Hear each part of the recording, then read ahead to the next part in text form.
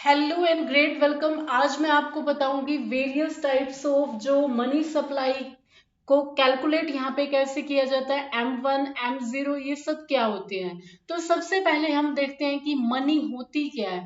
Money मतलब पैसा। उसका मतलब सिर्फ ये नहीं होगा कि जो हमारी जेब में है या जो हमारे बैंक्स के जो भी हमारे हम कह सकते हैं जो भी हमारा डिपॉजिट है। देखिए, अगर हम मनी की बात करें तो डेबिट कार्ड हो गया, क्रेडिट कार्ड हो गया, गोल्ड हो गया, या हम एक आम भाषा में कह सकते हैं कोई भी ऐसी चीज जो कि लिक्विडिटी जो हम कह सकते हैं जो कि इजीली किस में कन्वर्ट हो जाएगी, कैश के अंदर, वो होती है हमारी मनी। तो नेक्स्ट हम देखते हैं, देखिए हमारे पास जो मनी होती है, मनी सप्लाई, ये किस तरह से होती है, कौन कौन से इसके 7 अलग अलग यहाँ पे पार्ट्स हैं। सबसे पहले हमारे पास करेंसी यानी जो मुद्रा होती है, और नेक्स्ट है हमारे पास करेंसी के अंदर देखिए, चाहे वो कॉइन्स है चाहे वो हमारी मनी है, किसी भी तरह की अगर हमारे पास मुद्रा है तो वो इंक्लूड हो जाएगी करेंसी के अंदर। Next is demand supply in banks, फिर है time deposit in banks, fourth is the saving deposit in post office, time deposit in post office, bank deposit in RBI, other deposit in RBI. अब इनको और clarify करती हूं मैं। देखिए, सबसे पहले जब भी हम बैंक में जाते हैं, बैंक एक फाइनेंशियल इंस्टीट्यूशन होते हैं, और यहाँ पे अगर हम डिपॉजिट की बात कर रहे हैं तो एक होते हैं टर्म डिपॉजिट, और एक होते हैं हम कह सकते हैं यहाँ पर सेविंग डिपॉजिट। ये क्या होते हैं, टर्म का मतलब होता है जहां पर कोई पर्टिकुलर टर्म आ गया यानी फिक्स हो गया टाइम। लाइक हमने एफडी करवाई, एफडी का मतलब हो जाता है फिक्स डिपॉजिट, कि आपने वो डिपॉजिट करवा दिया जो कि एक पर्टिकुलर टाइम के लिए फिक्स हो गया, उसका लॉक इन टाइम हो गया। और ये होती है अगर हम एफडी की बात करते हैं तो 7 दिन से लेकर 10 साल तक की एफडी होती है, मैक्सिमम 10 इयर्स की हो जाएगी, क्योंकि यहाँ पर हम जितने भी टाइम के लिए करवाते हैं हमारा पैसा फिक्स हो जाता है, और फिर वो इंटरेस्ट के साथ में बाद में वापस मिलता है। और एक हो जाता है आरडी। आरडी को बोलते हैं रिकरिंग डिपॉजिट, जो कि मेनली मेनली जिनकी मंथली सैलरी आती है उनके लिए काफी बेनिफिट रहते हैं ये। और ये होता है 6 मंथ से लेकर 10 इयर्स तक के लिए होता है, आरडी होती है। तो ये क्योंकि टाइम पीरियड में आ गए इसलिए इनको बोलते हैं हम टर्म डिपॉजिट। तो सेविंग के अंदर या हम कहें कि डिमांड डिपॉजिट क्या होता है, डिमांड यानी वो डिपॉजिट हम बैंक में जाकर कभी भी अपना मांग सकते हैं, तो उसको बोलते हैं डिमांड डिपॉजिट। डिमांड डिपॉजिट के अंदर कौन कौन से होते हैं, देखिए जैसे हमारा सेविंग अकाउंट हो गया, जैसे हम कह सकते हैं हमारा करंट अकाउंट हो गया, ये सब किस में होते हैं, saving account and current account. Saving account जो होता है वो ओपन किया जाता है नॉर्मल हाउस होल्ड के द्वारा, एंड करंट अकाउंट जो होता है ये बिजनेस पर्पस के लिए खोला जाता है। ओके, तो सबसे पहले करेंसी हमें क्लियर हो गया होगा। नेक्स्ट है demand deposit in bank, bank में हम जमा करवा रहे हैं।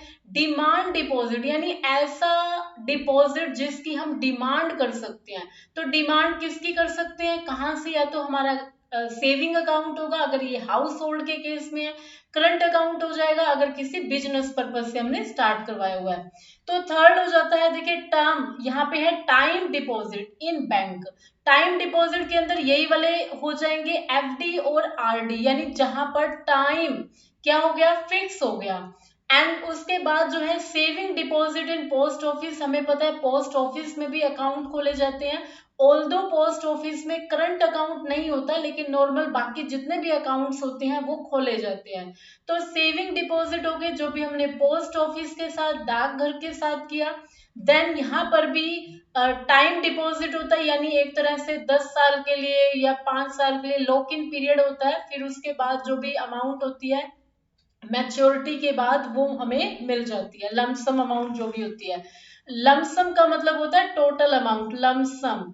Okay, next is bank deposit in RBI. अब देखिए, आरबीआई जो है रिजर्व बैंक ऑफ इंडिया हम जिसको बोलते हैं, हम कहते हैं कि बैंक्स जितने भी हैं इंडिया में, चाहे वो फॉरेन बैंक है चाहे वो इंडियन बैंक है, उनको कंट्रोल करने का काम करता है आरबीआई। बैंकर्स बैंक भी बोलते हैं, करेंसी इशू करने का काम भी करता है, और यही मनी सप्लाई को कहीं ना कहीं कंट्रोल भी करता है।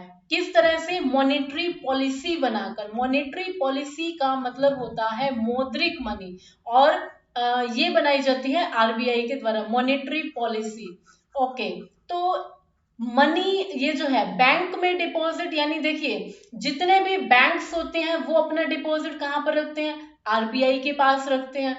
अदर डिपॉजिट इन आरबीआई का मतलब क्या हो जाएगा? बैंक के अलावा भी जो फाइनेंशियल इंस्टीट्यूशन है या सरकारें हैं वो अपना पैसा कहाँ रखती हैं? आरबीआई के अंदर रखती हैं।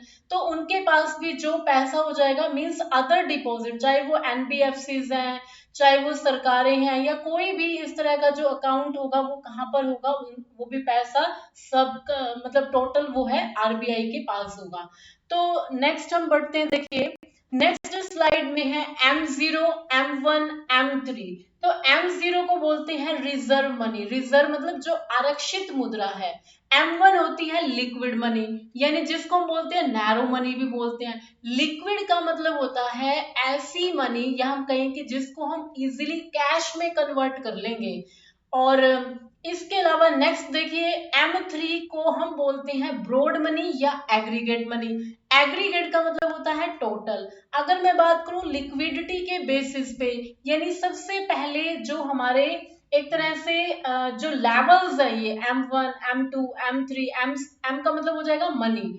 तो यहाँ पर देखिए सबसे इजीली जो कैश के अंदर कन्वर्ट हो जाएगा वो क्या है? M1, then M2, then M3, then M4।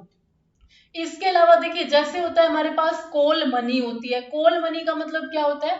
जब एक बैंक दूसरे बैंक को उधार देता है एक दिन के लिए, तो हम उसको बोलते हैं कॉल मनी। और एक होता है हमारे पास नोटिस मनी। ये क्या होता है? जब एक बैंक दूसरे बैंक को उधार दे रहा है 2 से 14 दिन के लिए, तो वो हो जाती है नोटिस मनी। और एक होती है टर्म मनी, यानी जब एक बैंक दूसरे बैंक को उधार दे रहा है, लोन दे रहा है एक तरह से 15 या उससे ज्यादा दिन के लिए, तो वो हो जाती है टर्म मनी। तो ये भी टर्म्स आप ऐड कर सकते हैं। कॉल मनी, एक बैंक दूसरे बैंक को एक दिन के लिए दे रहा है उधार। नोटिस मनी 2 से 14 दिन के लिए एक बैंक दूसरे बैंक को उधार दे रहा है। Then what about the term money? 15 से हम कह सकते हैं 15 या उससे ज्यादा दिन के लिए जब कोई उधार दिया जा रहा है। तो यहाँ पर काफी इंपॉर्टेंट हो जाता है इस स्लाइड को देखना। M0 जिसको हम बोलते हैं आरक्षित मुद्रा। तो यहाँ पर देखिए कौन कौन से यहाँ पर हम ऐड करेंगे। यहाँ पर करेंसी होगी। करेंसी का मतलब जो भी पैसा लोगों के पास है, जो भी पैसा पब्लिक के पास है, उसको हम बोल रहे हैं करेंसी।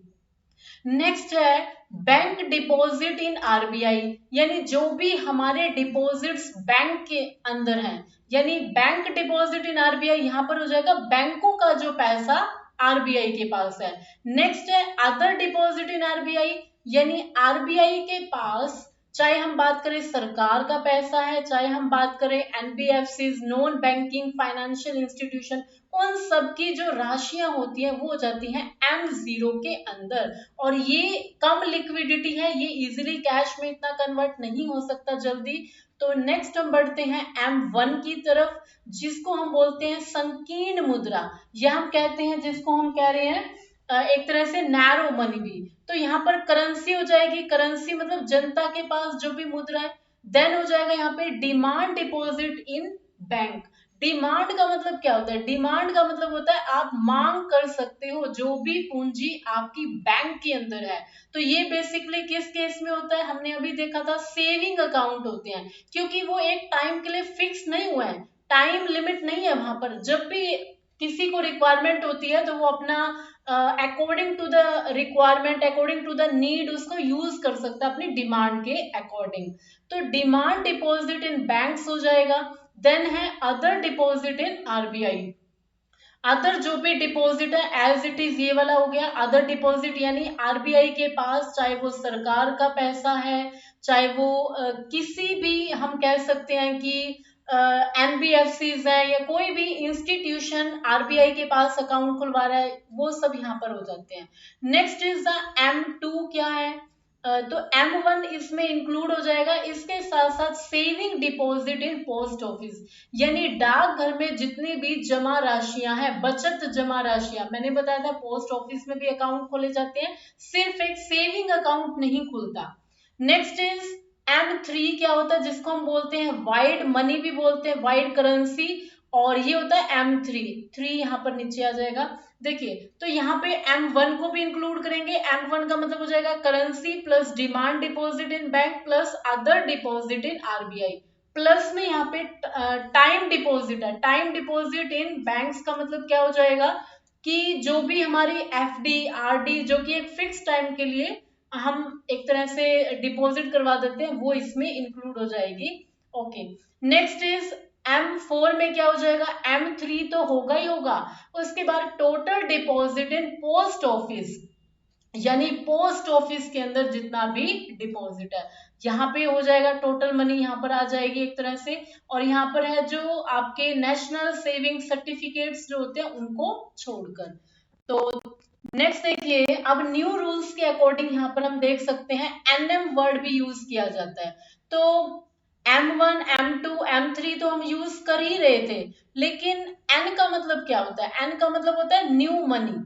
न्यू मनी N का मतलब हो जाएगा, यहाँ पर देखिए सेम वही M1 चीज जो हम पहले इंक्लूड कर रहे थे कि करेंसी, जो भी जनता के पास पैसा है। फिर हमने कहा demand deposit in bank, demand deposit, demand deposit कौन से होते हैं, सेविंग अकाउंट हो गए, और इस तरह से जो करंट अकाउंट हो गए वो डिमांड जो डिपॉजिट होते हैं।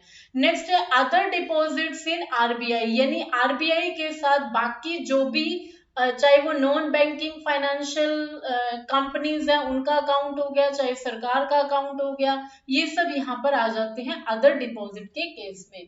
तो NM2 के अंदर क्या हो जाएगा, NM1 तो पूरा हो जाएगा शॉर्ट टर्म टाइम डिपॉजिट, और NM3 में हो जाएगा NM2 कंप्लीट और प्लस में लॉन्ग टर्म टाइम डिपॉजिट। तो अब मैं इसमें डिफरेंस कर देती हूँ। टाइम डिपॉजिट तो हमें समझ में आ गया कि टाइम डिपॉजिट का मतलब होता है जो एक फिक्स टाइम के लिए एक तरह से बैंक के पास डिपॉजिट हो गए हैं। ओके, यानी जब भी आप डिमांड करें उस टाइम नहीं कर सकते, आपको उस पर्टिकुलर टाइम को पूरा होने के बाद ही आप उसको क्या कर सकते हैं, यूज कर सकते हैं, क्योंकि उस टाइम उसका लॉक इन पीरियड जो है वो कंप्लीट हो जाएगा, तभी यूज कर सकते हैं, उससे पहले नहीं। तो एक होता है शॉर्ट टर्म के लिए। शॉर्ट टर्म डिपॉजिट हमने क्यों कहा, शॉर्ट टर्म का मतलब होता है 1 साल से कम का, और यहाँ पर अगर हम लॉन्ग डिपॉजिट करें, लॉन्ग टर्म डिपॉजिट यानी 1 साल या इससे ज्यादा का, तो यहाँ पर ये डिफरेंस हो जाएगा। अभी मैंने आपको FD RD के बारे में भी बताया, ये 1 साल से अगर कम की है तो वो हो जाएगी शॉर्ट डिपॉजिट में, शॉर्ट टर्म डिपॉजिट में, और अगर 1 साल या उससे ऊपर 365 दिन से ज्यादा 365 डेज से ज्यादा की है तो वो हो जाएगी लॉन्ग टर्म के अंदर। तो होप सो आपको ये चीजें क्लियर हुई होंगी, और वीडियो थोड़ा सा भी इंफॉर्मेटिव लगा तो वीडियो को लाइक शेयर और चैनल को सब्सक्राइब करना ना भूले। Thank you so much. जय हिंद, जय भारत।